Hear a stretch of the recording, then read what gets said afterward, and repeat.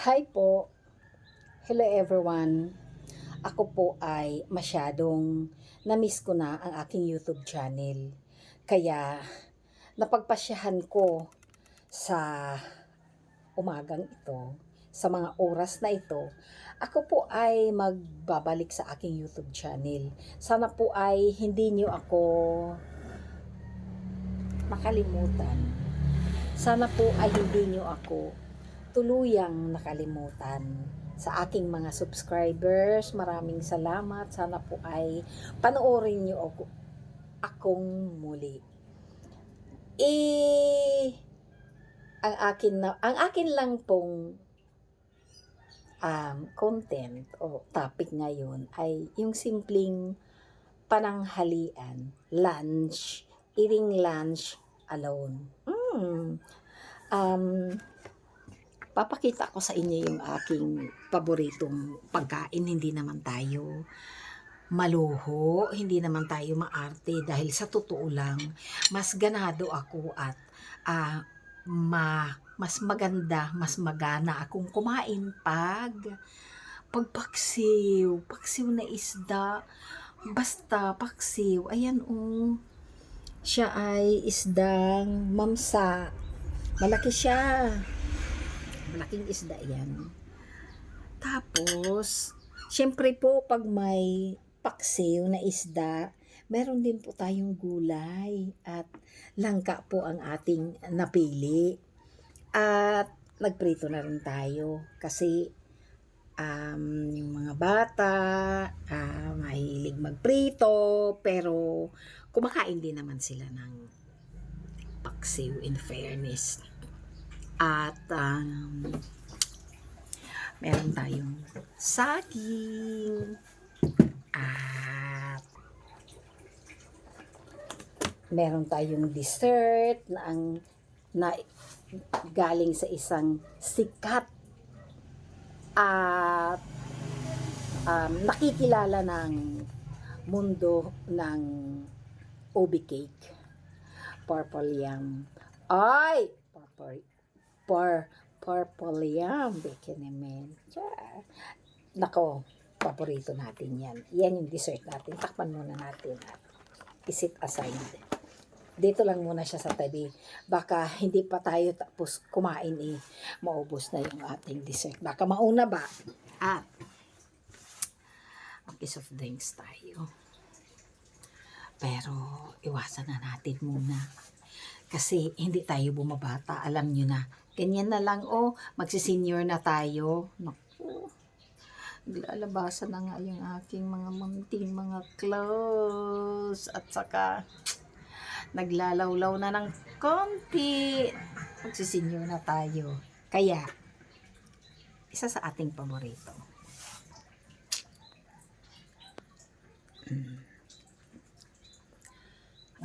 Magbuko juice tayo ngayon. At dahil dyan, tara, samahan niyo ako. Ayusin muna natin yung camera. Tara, samahan niyo ako. Kumain tayo ng lunch. Let's go! Hindi po ako mag-i-edit. At ako ay kakain talaga ng bongga na naka-video. Para naman may kasalo tayo. Hindi yung may kasalo akong camera at kayo, hindi yung langaw na lumilipad-lipad. Pantayan natin, mahirap na. Baka maitapon ko itong lahat. Ganda po ng langaw. Sayang lang. Aray. Ano ba iyan?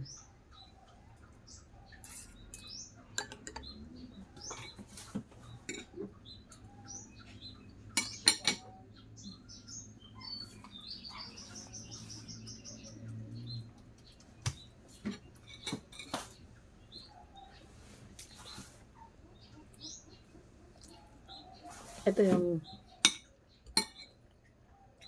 nakasanayan nating pagkain. Nakalakhan.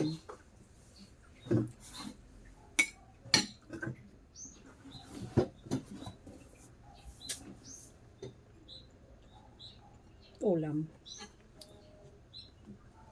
Ano ba yan? Yung mga kumakagat-gat man.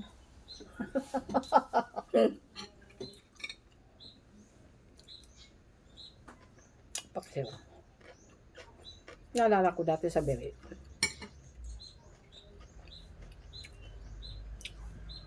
May ano doon, nagluluto ng mga lutong, nagtitinda ng mga lutong ulam.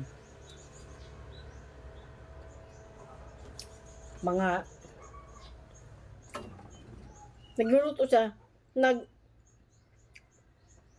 nagtitinda siya ng paksiw. Yung paksiw niya, yung alam mo yung halimbawa dorado, ang tawag sa amin. Lamadang. Isang slice nun, na ganyang kakapal oh. 20 pesos. Tapos malaki. Malaki na ata yung 20 pesos noon. Basta. O baka pagtinda niya ng paksiw, 15 o 20 pesos lang. Uy, comment nga mga taga-biri kung tama ako. Si Naikilina po.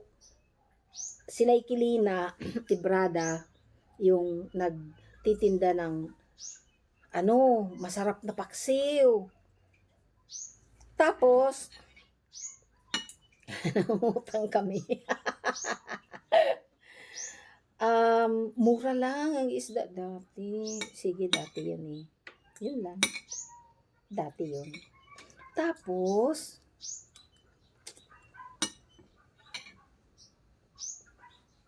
kaya, makipaksiw ako kasi, yun nga,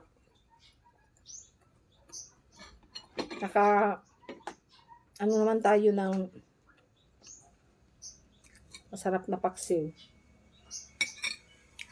Yung Naikilina.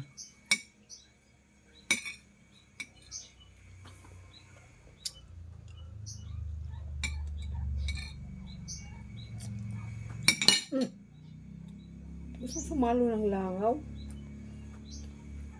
Open kasi ang space namin. Ayoko kumain sa loob. Gumawa ako ng lamesa dito sa labas. Sa tabi ng garahe namin. Ito lang ito sa labas ng bahay namin. Kaya, meron kaming dining table sa loob. Pero, masarap dito sa labas.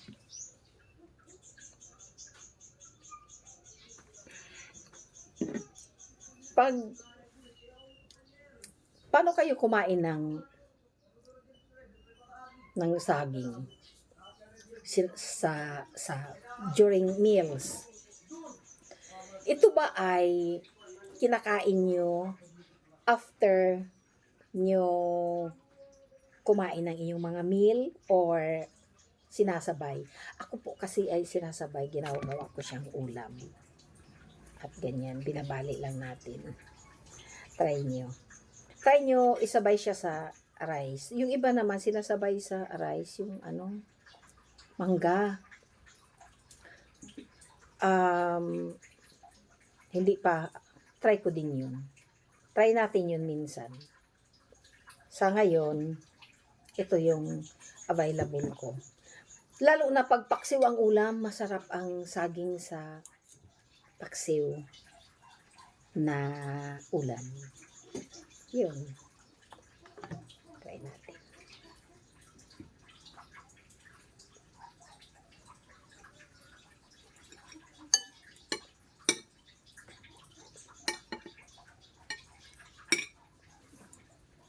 May tinik.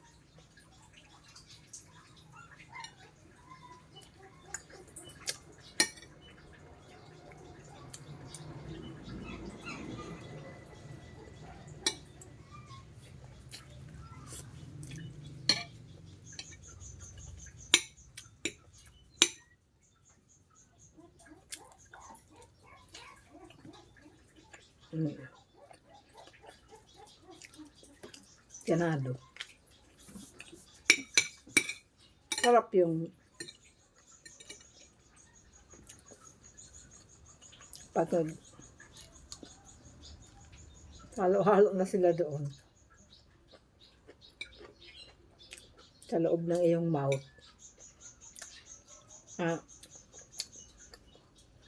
Kasama si saging. Masarap yung blending.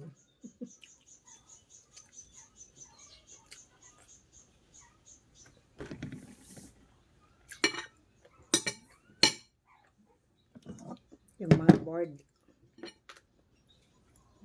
panoorin nyo ang channel ko. Mga OFW na really nag-iisang kumakain. Mga nanay, masulong kumakain din. Dahil kahit ganong dami ng anak natin, in the end, magsusulo rin tayong kumain. Minsan, si husband, hindi yan sasabay pagkain. Bakit? Ako, ang kain ko, brunch. Mga 9:30 to 11, yan yung time ng kain ko. Pero yung 11, ako, gutom na ako niyan. Parang nahuhulog yung dress ko. Parang naging lotion. Ganyan natin para social. Ako. Hindi yan sumasabay pagkain. Kasi umiinom siya ng, meron kasi siyang gamot na iniinom, may maintenance na siya. Biyaya ng Panginoon tayo, wala pa. So, kakain siya ng 7 a.m. Tapos, mag-iinom ng gamot. Tapos, sunod na kain niya, alas 12 ata. So, hindi na tayo magkakasabay doon. At most of the time, wala siya dito. Kahit retired na, nandoon siya sa kanyang farm. Ganito. Tayo lang. Full of life. Diba? Wala kang kaagaw. Lalamon ka lang. Ganun na lang. Yung iniisip ko. Kaysa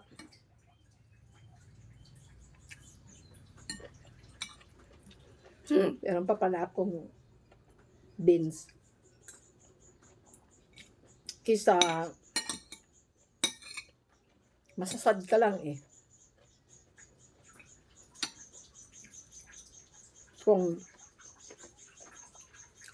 nag-iisip ka na, dito pa nga sila, solo ka naman. Kumain ka lang dyan. Importante may pagkain ka. At wala kang kaagaw. Lalo pa kung kunti lang yung ulam mo. Ka makikipagagawan. Kumain ka lang dyan. Bongga. Sandali lang.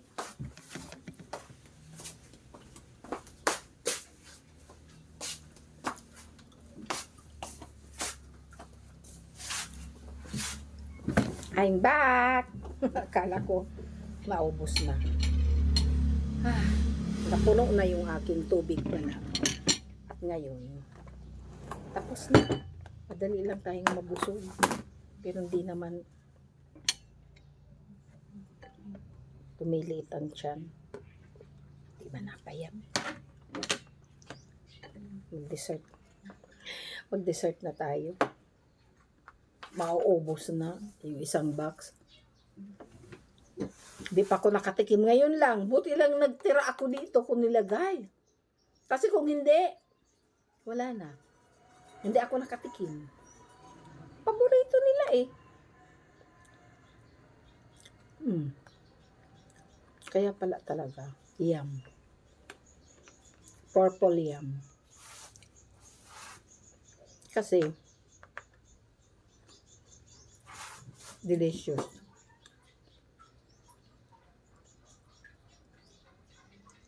It's so delish. tama na.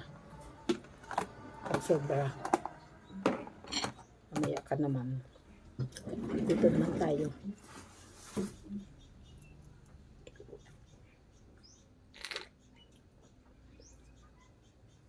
Matamis. Nakaswerte. Kahit kumain ako ng matamis na cake, lasap ko pa din yung matamis ng ano.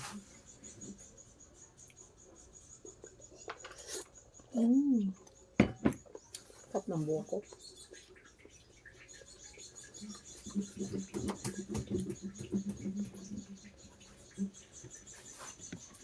Nalalanta na yung aking rose.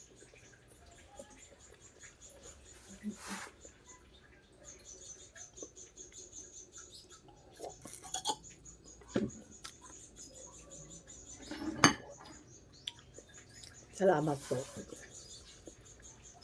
sa panonood ng aking munting video.